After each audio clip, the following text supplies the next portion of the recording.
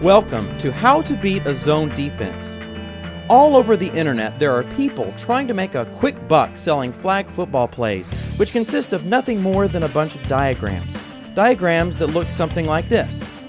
This diagram by itself is almost completely worthless. In fact, 1,000 different diagrams like this are almost completely worthless. There is so much more to a play than just a diagram.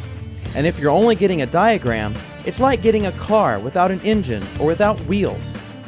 In addition to the diagram, which is actually the least important part, you need the defense you're going against. When to use the play. A detailed description of how each player needs to execute their part of the play. The quarterback reads.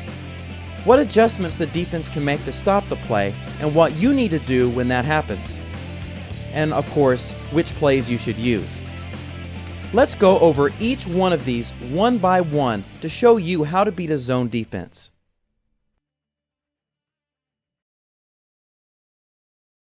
Now the first thing we need to do is include the defense. There, that was easy.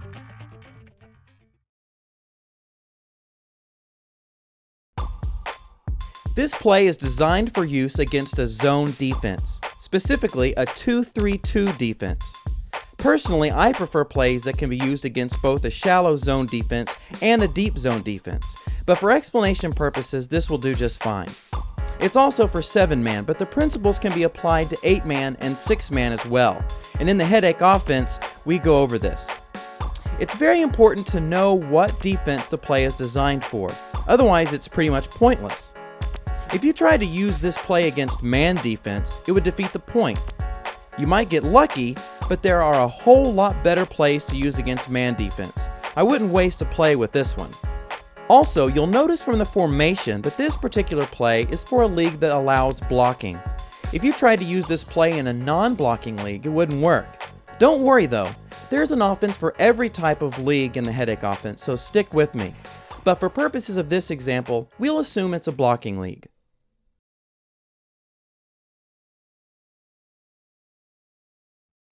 The execution is incredibly important. Believe it or not, little details such as where a player is looking while making a cut can make the difference between a play working or not. A professional coordinator knows this. Every play has key details that are absolutely necessary for the play to work.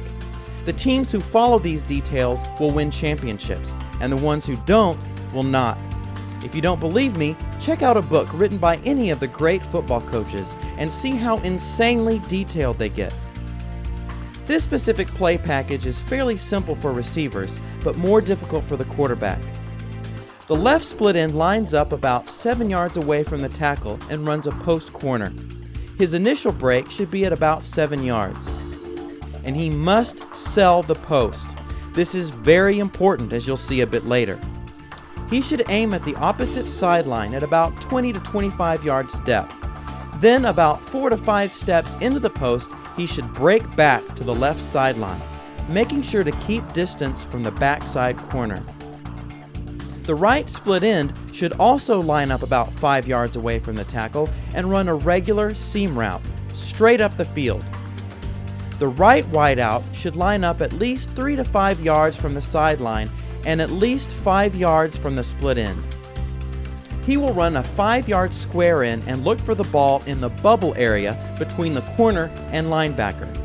It's very important that he make the first half of his route look like a streak. The corner must not be able to tell what he's going to do before the break. And after an initial block of about 1 or 2 seconds, the center runs a hook route, about 5 yards right above where the left tackle lined up. This spacing is very important, and you want your center to help block before going out on his route to make sure your 2 tackles can adjust to the rushers and give your quarterback enough time to make his reads. And if there's a third rusher from the middle of the field, the center should attempt to pick him up instead of going out on his route. Again, your league may not allow blocking, and that's fine. There's great stuff in the headache offense for you too, so stick with me.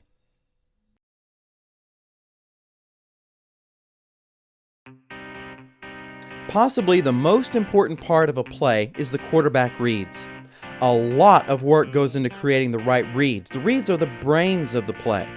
The reads are what make the routes make sense, and it takes a lot of work to come up with a simple way of processing complicated information quickly. Good reads also allow any quarterback to be successful, even if they aren't Division I college quality. If they can throw the basic routes and are willing to learn the reads correctly, they can pick a defense apart as well or better than anyone. In this play, the quarterback has 3 basic reads. He first looks at the right side bubble between the linebacker and quarterback and underneath the safety. If neither of these 3 defenders collapse in on the bubble, then pass to the wide open wideout running into it. Read number 2. Who's collapsing the bubble? If either the linebacker or safety are collapsing the bubble, pass to the receiver running in their area. If the linebacker leaves his zone, pass to the center. If the safety leaves his zone, pass to the right split end. Read number 3. Is the weak safety cheating? If you notice that the weak safety is coming over to pick up the right split end, then notify the quarterback to look for the left split end on the post corner. It'll be a touchdown, and you shouldn't have to worry about him cheating again after that.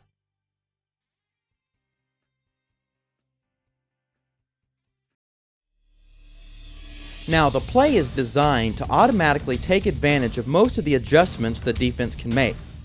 The routes are very carefully designed. But what if the corner starts following the wideout into the bubble? Well, this is why it's so important that the receiver make the first part of his route look like a streak, so the corner can't tell what he's going to do before the break. The quarterback should still be able to get the ball to the receiver with the corner following him.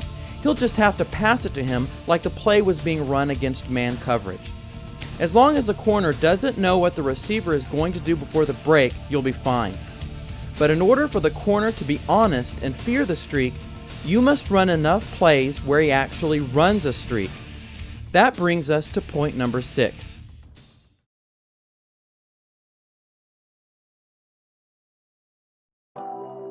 There's a lot that goes into choosing which plays your team should learn.